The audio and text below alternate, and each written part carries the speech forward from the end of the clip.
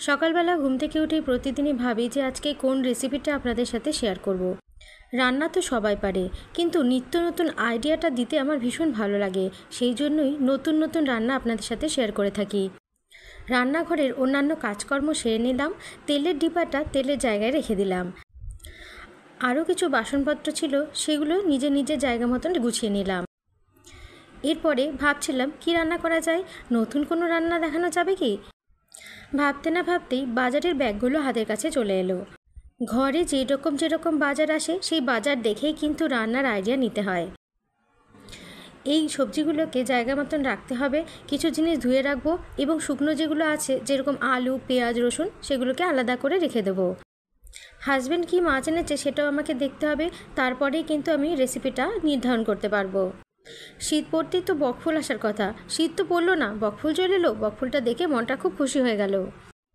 কিছু ফলও ছিল এর মধ্যে, সেগুলোকে আলাদা করে না, ভেতরের দিকে অনেকগুলো সবজি আছে, সেগুলো সব কিছু বার করে নেব এবং দেখব মাছের মধ্যে কি আছে। তো বরমশাই মাছের মধ্যে এনেছেন হচ্ছে চিংড়ি মাছ এবং কাতলা মাছ। আপনারা যারা আমার রেসিপি ফলো করছেন, যারা একটু হলেও পছন্দ করছেন, তারা জানেন যে আমি বিভিন্ন সবজি দিয়ে বিভিন্ন ধরনের মাছ রান্না করতে ভীষণ ভালোবাসি। তো যেই সবজিগুলো দিয়ে আমি রান্না করব সেগুলোকে বাইরে রেখে বাকি সবজিগুলোকে ভেতরে রেখে দিলাম। আমি কিন্তু বেশ কিছু ফুলকপি আর আলুও কেটে রেখেছিলাম, তো সেটাও আমি দিয়ে দিয়েছি রান্নার মধ্যে। ইউটিউব পরিবারের বন্ধু সদস্যদের জন্য রান্নাটা শেয়ার করে দিচ্ছি। যেমনভাবে মাছ ভেজে থাকে ঠিক সেভাবে নুন আর হলুদ দিয়ে মাছগুলোকে ভালো করে ভেজে নিয়েছি। শিমগুলো একেবারে কচি ছিল, সেই জন্য আমি ভাপিয়ে নিয়ে তেলের মধ্যে ভেজে নিয়েছি। আর সেই সাথে আমি ভেজে নিচ্ছি আলু আর ফুলকপি। দিয়ে দিলাম সামান্য একটু নুন, হলুদ। মশলা তৈরি করার জন্য নিয়েছি একটা টমেটো, একটা পেঁয়াজ, 4টে কাঁচা লঙ্কা, ছোটো চামচের 1 চামচ নুন আর ছোটো চামচের 1.5 চামচ মতন জিরে গুঁড়ো।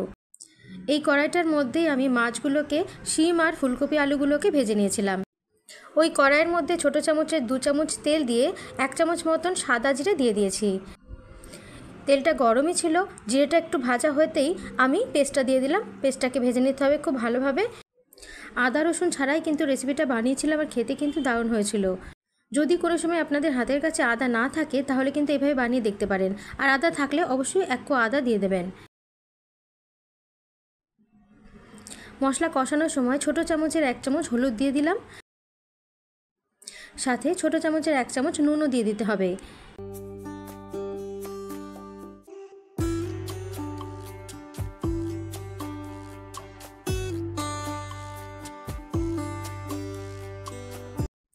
মশলাটা কষতে কষতে তেলটা একেবারে ছেড়ে গেছে, জলটা পুরোপুরি শুকিয়ে গেছিলো। সেই সময় আমি গরম জল দিয়ে দিলাম। মোটামুটি 2 কাপ মতন গরম জল দিতে হবে ঝোলটা ফোটানোর জন্য। প্রথমে অল্প একটু জল দিয়ে সবজিগুলোকে দিয়ে দিয়েছি এবং এরই মধ্যে মাছটাকেও দিয়ে দেব। গ্যাসের অন্য সাইডে একটা পাত্রের মধ্যে আমি গরম জল করে নিয়েছি। মাছের ঝোল এবং সবজি আলাদাভাবে রান্না না করে একই সাথে রান্না করলে কিন্তু একটা তরকারির মধ্যে সব কিছুই পাওয়া যায়, আর খেতেও খুব ভালো লাগে। আমি প্রায় প্রত্যেক দিনই একই ধরনের রান্না না করে ডিফারেন্ট সবজি দিয়ে বিভিন্ন ধরনের মাছ রান্না করে থাকি। শুধুমাত্র মাছের ঝোল না, আজকে আমি আরও একটা ডিনারের রেসিপি শেয়ার করব। খুব চটজলদি একটা বিরিয়ানি বানিয়ে দেখাবো, কিন্তু বিরিয়ানিটা কিন্তু একদম নিরামিষ। যারা আমার মতোই পনির খেতে ভালোবাসেন তারা কিন্তু ভীষণ পছন্দ করবেন এই পনিরের বিরিয়ানিটা। সবজিগুলোকে কষানোর সময় মাছগুলোকে আমি ওপর থেকে দিয়ে দিলাম। বেশি নাড়াচাড়া করব না, তাহলে মাছগুলো ভেঙে যেতে পারে। মাছগুলোকে ওপর থেকে দিয়ে দেওয়ার পরে গরম জলটা ওপর থেকে দিয়ে দেব। গরম জল এবং মাছ সবটাই যাতে পুরোপুরি জলের তলায় থাকে সেটা একটু লক্ষ্য রাখতে হবে। একদমই কম আঁচে ঢাকা দিয়ে বেশ কিছুক্ষণের জন্য ফোটাতে হবে, তাহলে দুর্দান্ত একটা স্বাদ আসবে। এদিকে আমার মাছের ঝোলটাকে কষানো হয়ে গেছে আর ওইদিকে জলটা ভালোভাবেই গরম হয়ে গেছে। এখন আমি জলটাকে ওপর থেকে দিয়ে দেব। যে কোনো রান্নায় গরম জল দিলে কিন্তু রান্নার স্বাদটা পুরোপুরি বজায় থাকে। এরপরে আপনারা চাইলে ওপর থেকে একটু গরম মশলা দিতে পারেন, কিন্তু গরম মশলা না দিলেও কিন্তু খুবই সুস্বাদু হয় এই রান্নাটা। অনেকে মনে করেন গরম মশলা দিলে রান্না কিন্তু রিচ হয়ে যায়। শরীর এবং পেট ঠিক রাখার জন্য কম মশলাতেই রান্না করতে হয়। মাছের ঝোলটা একেবারে রেডি হয়ে গেছে। এরপরে একটা ডিনারের রেসিপি শেয়ার করে দিচ্ছি। শপিং মলে বাজার করার সময় হঠাৎই চোখে পড়েছিল কলকাতা বিরিয়ানি মশলার এই প্যাকেটটা। ইন্ডিয়া গেট একটা বিখ্যাত ব্র্যান্ড, তো সেই জন্য একটু ভরসা করেই এই মশলার প্যাকেটটা বাড়িতে নিয়ে এসেছিলাম। খুব কম সময়ের মধ্যে চিকেন, মাটন অথবা পনির দিয়ে বানানো যেতে পারে এই ধরনের বিরিয়ানি। যেরকমভাবে আমরা ভাত ভাজা তৈরি করি সেইভাবে ভাতটাকে আগে থেকে রেডি করে রাখতে হবে। সেটা যে কোনো ধরনের চাল হতে পারে।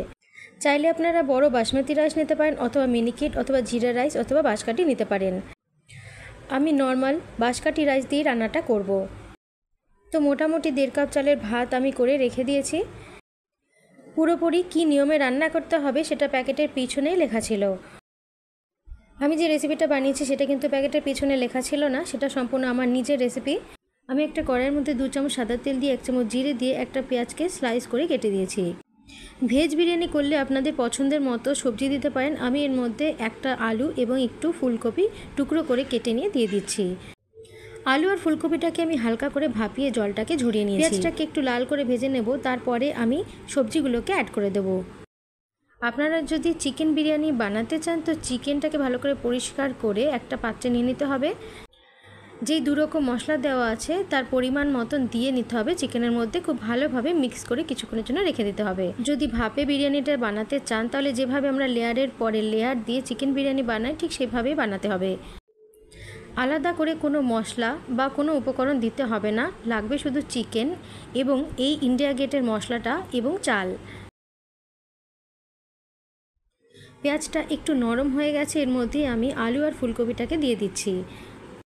এখন আমি এর মধ্যে দিয়ে দিচ্ছি 1 চামচ মতো নুন আর ছোটো চামচের 1 চামচ হলুদ। আমি প্রথমবারই ট্রাই করছি এই রান্নাটা এইভাবে মশলা দিয়ে।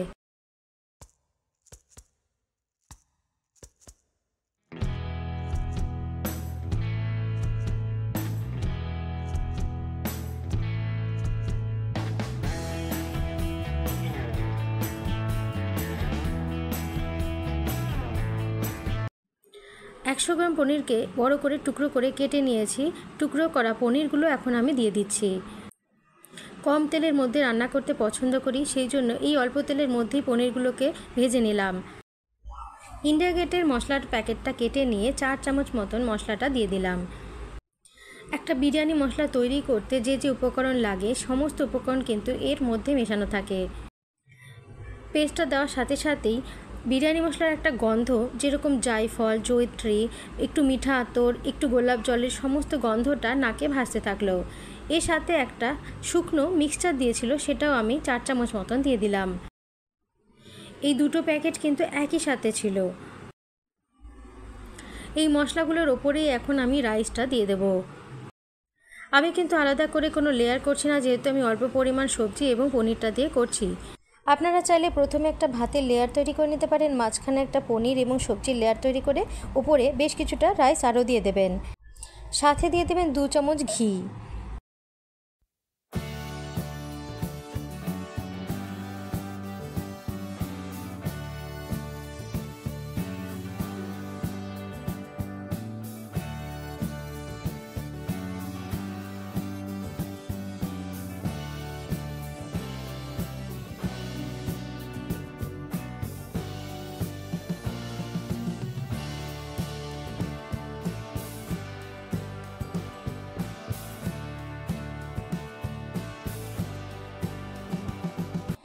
মোটামুটি 2 বাটি মতন আমি ভাত দিয়ে দিয়েছি। ভাতটা দেওয়ার পরে ওপর দিকে একটু ঢাকা দিয়ে দেব। একদম কম আঁচে 5 মিনিটের জন্য ঢাকা দিয়েছিলাম। ঢাকাটা তুলে নিয়ে সমস্ত কিছু একসাথে মাখিয়ে নেব। যেরকম আমরা অন্যান্য বিরিয়ানি তৈরি করে থাকি পুরোপুরি সেই রকমই একটা সুগন্ধ বেরাচ্ছিল। যারা মনে করেন চিকেন বা মাটন ছাড়া বিরিয়ানি হয় না তারাও কিন্তু চমকে যাবেন, এতটাই ফ্লেভারপূর্ণ রান্নাটা হয়েছিল। খুব ভালোভাবে আমি মশলাটাকে সব দিক দিয়ে মিশিয়ে নিলাম। একটুখানি চেক করার পরে আমার মনে হয়েছে সামান্য একটু নুন দিতে হবে, সেই জন্য সামান্য একটু নুন আমি মিশিয়ে দিচ্ছি। অনেকেই কিন্তু পনির বিরিয়ানি, সবজি বিরিয়ানি খেতে ভীষণ পছন্দ করেন, তারা কিন্তু একবার ট্রাই করতে পারেন। তো ডিনারে বানিয়ে ফেলেছিলাম এই অসাধারণ পনির বিরিয়ানিটা। এটা একটা প্লেটের মধ্যে সার্ভ করে নেব। একটু স্যালাড থাকলে অথবা রায়তার সাথে আপনারা এটা পরিবেশন করতে পারেন। এই রেসিপিটা আমি ডিনারেই বানিয়েছিলাম এবং ডিনারে পরিবেশন করেছি এবং নিচেও খেয়েছি। আমার তো খুবই ভালো লেগেছে। শুধুমাত্র চিকেন দিয়ে চিকেন বিরিয়ানি খেতে ভালো লাগবে এটার কোনো মানে নেই। এই ধরনের রেসিপি আপনারা না খেলে বুঝতে পারবেন না যে কতটা টেস্টি হয়। দুটো রেসিপি আপনাদের সাথে শেয়ার করলাম, আশা করি ভালো লাগলো। আগামী ভিডিওতেও চেষ্টা করব নতুন ক্রিয়েটিভিটি আনতে, নতুন নতুন রান্নার আইডিয়া দিতে থাকবো। সকলে ভালো থাকবেন, সুস্থ থাকবেন।